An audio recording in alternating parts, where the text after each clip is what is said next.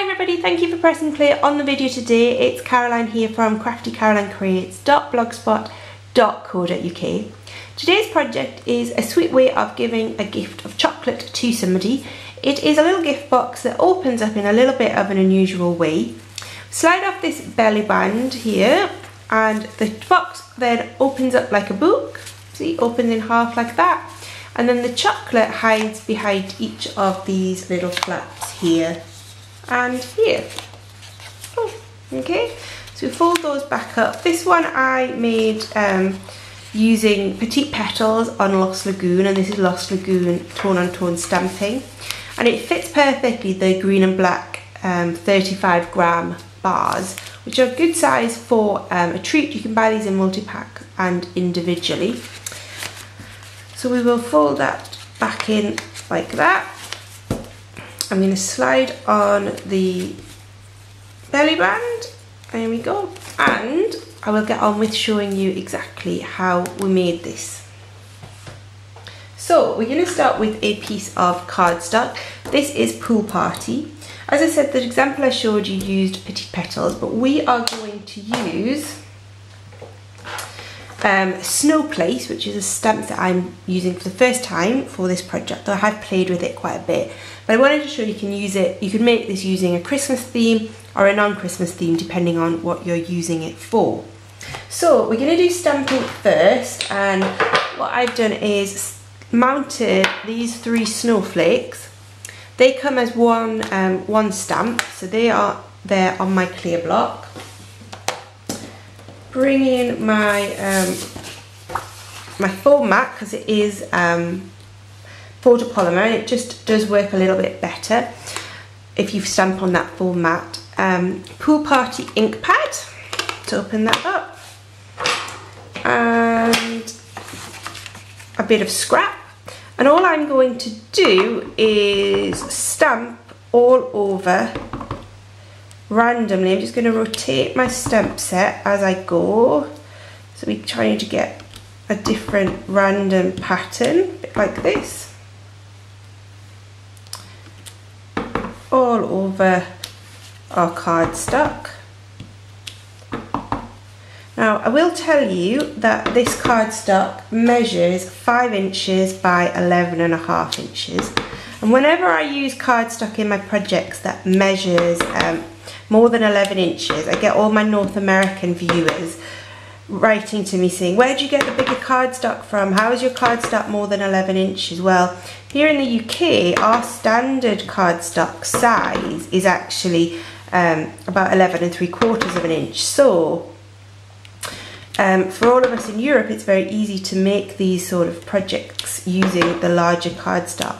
I did, and I do always try to get my projects using cardstock that is less than 11 inches, so that you in North America don't have to use or buy especially 12 by 12 cardstock. But to fit this size of chocolate in this sort of box, I just couldn't get that working, I'm afraid.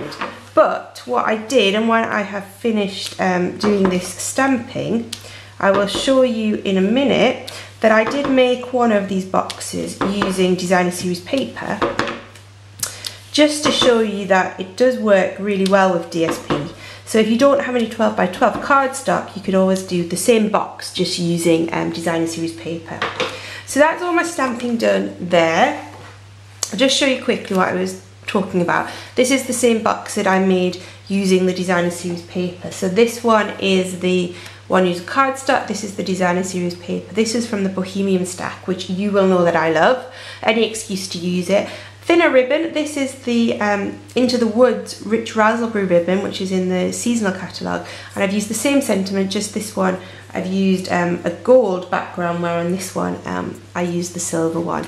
So if you are in North America, it does work really well equally with designer series paper. So don't all moan to me about using paper that is 11.5 inches long, cardstock that is 11.5 inches long. Now we've done our stamping, we're going to do some scoring. So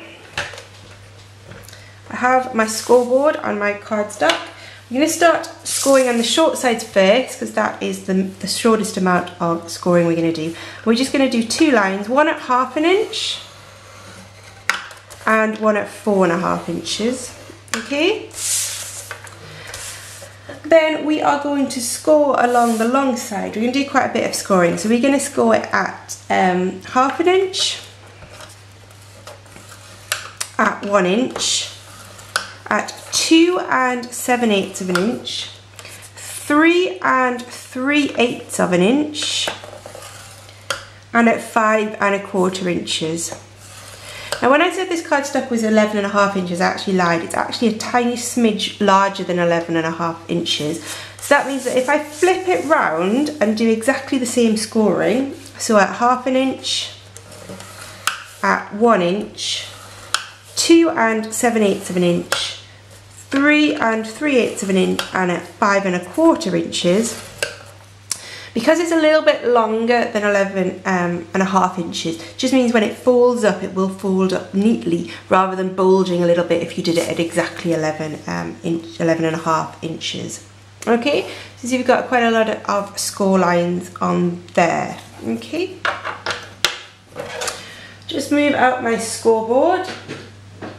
There we go, it doesn't fall over. Going to bring in my bone folder. I was just going to say all of the dimensions are over on my blog, so don't worry about writing them down or having to rewind. You can pop over and get them all off my blog. I will link in the down bar below.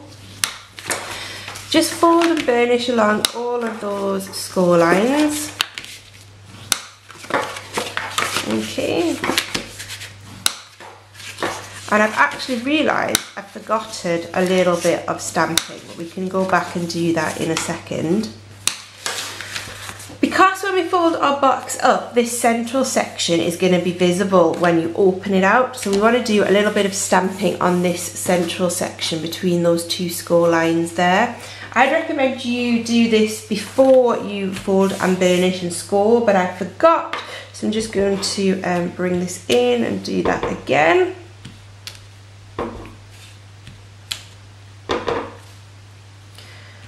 Just a little bit on the centre so that when you open up the box it doesn't look too dissimilar to the rest of the box.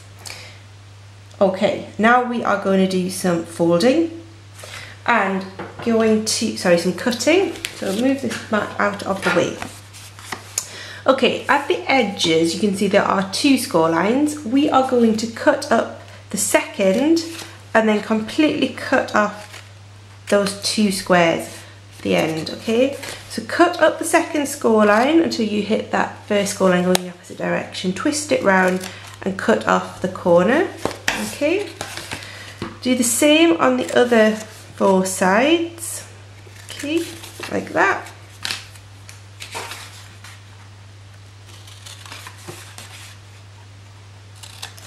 I just realised I haven't burnished these edges, so I'm just going to do that now. Those 2 edge pieces need to be burnished. 1 and that's 2. Okay, then we are going to go along and cut up all of the other score lines going in that direction, just up to that first score line. Okay.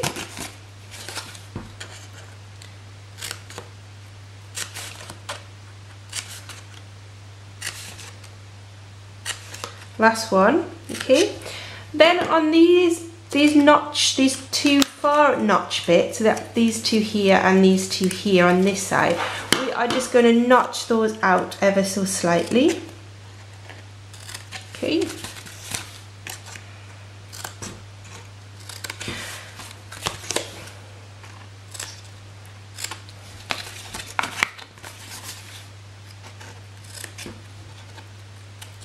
there we go.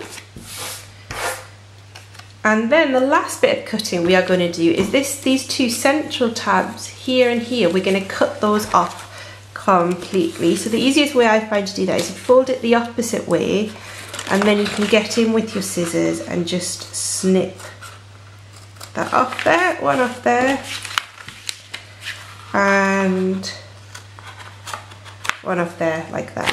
Okay, so just show you what your net looks like, because I know a lot of people like it when I do this, because they can pause the video and check that theirs looks the same. So that is basically what we should be at now. The next thing we are going to do is round some corners. So I've got my Project Life corner rounder, and what we need to round is the very end corners on both sides. So the easiest way I find to do that is if you just fold this flap in, you'll find that your corner rounder then nicely slips in. If you don't fold that in, you'll often find your corner rounder won't fit because it needs to slide past that bit. So there's 1, 2, the other end, 3, and our last one here.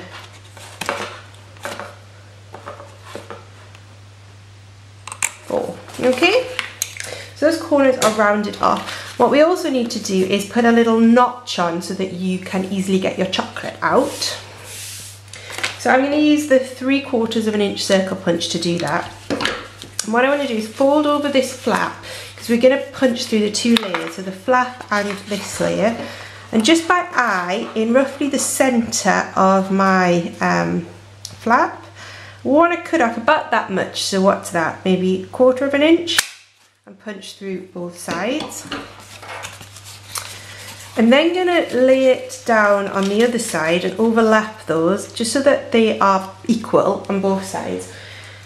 It's a bit hard to get your punching because you're going through then effectively 4 layers of cardstock, so I'm just going to use a pen to roughly mark that semicircle on there so I can then align it with the punch. And then I know my two finger holes are going to be equal. Right, I think we are ready to fold up. So I'm going to put some fuse, and it needs to go, let me just double check which way I want it to go. That bit wants to go into the middle. So it needs to go on these 4 flaps, yeah? And we want to put it on the underside this way, I think. Okay, so we're just going to run a bit of fuse. You could of course use Tombow or whatever your strong adhesive of choice is. Last one, there we go. Okay, and then to fold our box up, I'm going to fold these little flaps in first, and then we're going to fold over this flap, and then the flap we put the glue on is going to be the last one to go down, like that. Okay, so the small flap goes in first, then we fold 1 flap in and the glue flap down last to stick it into place. And you can see how that is coming together nicely. Do the same on the other side, so the small flaps in first, fold, there we go, and our seams should be towards the middle of our box so that when we close it the seams all sort of meet in the middle. Okay, you can push in. If any of them aren't sticking down particularly well, you can open up the box and just go in with your bone folder like that to help stick them down. Quite liking this colour combination actually. And then we can see it folds up beautifully. Okay, so I will now pop in the chocolate. Those little finger holes just make it easier to open. I did make it to begin with without them, and it just was a bit difficult to open, and also it wasn't quite as obvious how to open it, so my husband was actually ripping the top here to get into it, and I said no, there's a much easier way. So that's why we put those little holes on, just to show that. Okay, so decoration, we are going to make a belly band using this ribbon, which is the striped grosgrain ribbon in Cherry Cobbler, and hopefully these colours will go well together. I haven't tried it, but yeah, I think they look pretty festive. Okay, so the belly band is pretty easy to make. So pull the ribbon round, and you want to cut a couple of inches above, and I'm just going to tie that together using the Cherry Cobbler thick baker's twine. I also think this would look really good with some gold or some silver cording ribbon, which is also new in the seasonal catalogue, but I love it so much that I have actually run out, so I have some more coming, but it hasn't arrived in time. But I think this will look equally lovely, so just tie that in a knot there, and then I'm just going to trim those tails, something like that. There we go, quite quite like that. And of course you could almost leave it like that. That looks pretty pretty to me. But I thought we would make a little tag. Let me just tidy some of this out of the way. Again, using the Snow Place stamp set, I'm going to use this Time to Chill because I think that's quite a cool sentiment for chocolate, isn't it? And it matches in with the snowflakes that we have stamped. So, cherry cobbler ink pad to match my ribbon. A bit of scrap cherry cobbler cardstock and my foam mat. Where have I put the stamp? Here it is, Time to Chill. Ink that up. There we go. Let's stamp that down. There we go. And then I'm going to use the small oval, the smaller of the two oval punches that we do to punch out that Time to Chill. Now I think it just about fits.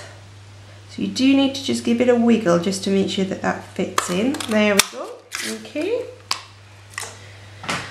And I'm going to layer it up just like I did in these examples using a bit of foiled cardstock. Put those back, put those there. So you can see I've got some gold foil and the scalloped oval punch. You can see I've used this already for one. Punch that out, okay. Dimensionals are over here, bring those back in. A couple of dimensionals on the back of my Time to Chill message, peel those off like that. And that is going to go in the centre of my gold scallop. There we go. And that will punch stick on there. Again, I think I'm going to use dimensionals to stick that on there. Keeping them central so they stick to the ribbon and not the box so that the belly band will slide off. Pop that on there. Oh, I quite like that. I hadn't tried the colour scheme before I filmed the video, but I'm pretty happy with the way that's turned out. So let me close that up and bring in my 3 versions of really cute but really effective little chocolate gift boxes. I hope you enjoyed it and I hope you give it a go, and if you would like to buy any Stampin' Up products, I am a Stampin' Up demonstrator. I always forget to tell people that. So please do pop onto my website, there's a link below, or get in touch and I'll be delighted to order anything for you. Thanks a lot, bye bye.